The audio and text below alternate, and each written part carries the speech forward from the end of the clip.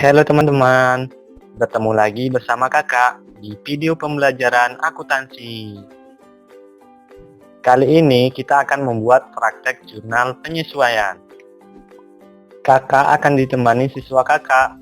Masih belum pada kenal kan teman-teman? Halo teman-teman, perkenalkan nama kakak Yuli. Udah pada kenal kan? Kak Yuli, nanti bantuin baca narasi jurnal penyesuaian ya kak. Baik kak, langsung mulai saja. Teman-teman pasti udah nggak sabar tuh. Kolom untuk mencatat jurnal penyesuaian sama seperti kolom menjurnal kemarin kak. Begitu ya kak. Jadi nanti proses pencatatannya juga sama seperti menjurnal kemarin ya kak. Iya Kak Yuli, langsung bacain aja narasi soalnya, biar saya langsung buat jurnal penyesuaiannya Kak. Sebelumnya kita perlihatkan dulu neraca saldonya Kak. Kita akan membuat jurnal penyesuaian dari neraca saldo di bawah ini.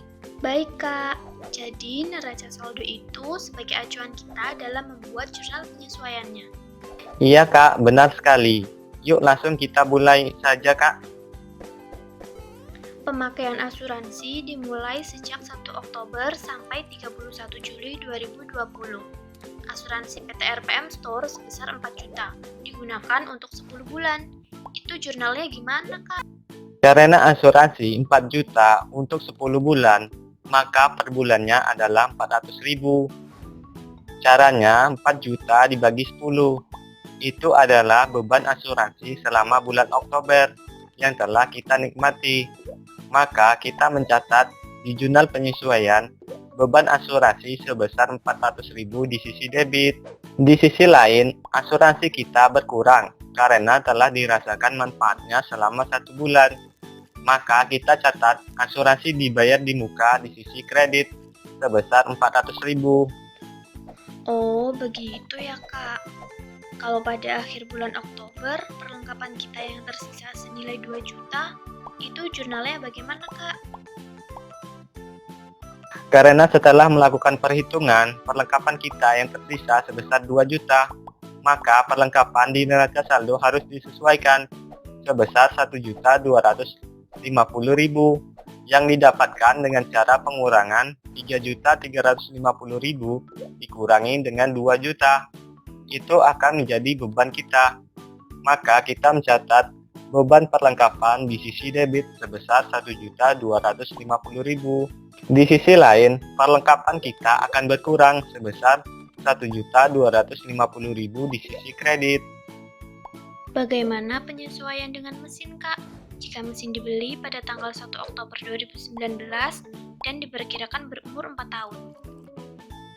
Karena mesin dibeli seharga 60 juta dan digunakan untuk 4 tahun, maka perhitungannya 60 juta dibagi 4 tahun, maka dapat per tahun 15 juta. Untuk menghitung per bulan, maka 15 juta dibagi 12 bulan. Jadi, 1.250.000 per bulannya. Itu akan menjadi beban kita selama bulan Oktober. Maka kita mencatat di jurnal penyesuaian beban depresiasi mesin sebesar 1.250.000 di sisi debit. Itulah yang menjadi beban kita selama bulan Oktober. Dan untuk akun yang dikredit yaitu akumulasi depresiasi sebesar 1.250.000. Berarti ada perhitungannya ya, Kak?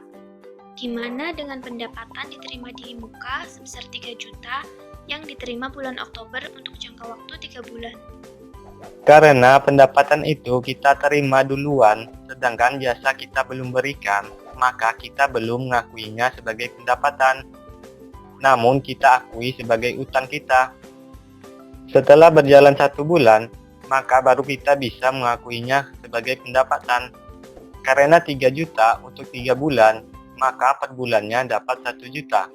Jadi di bulan Oktober, pendapatan kita bertambah sebesar 1 juta di sisi kredit.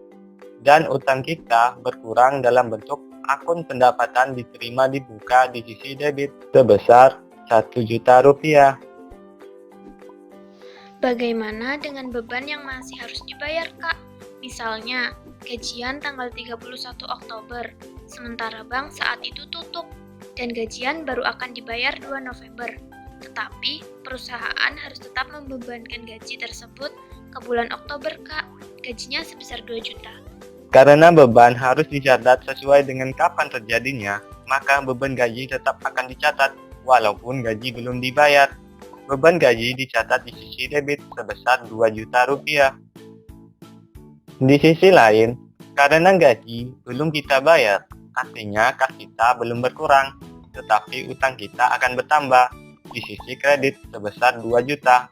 Adapun akun yang dipakai yaitu utang gaji.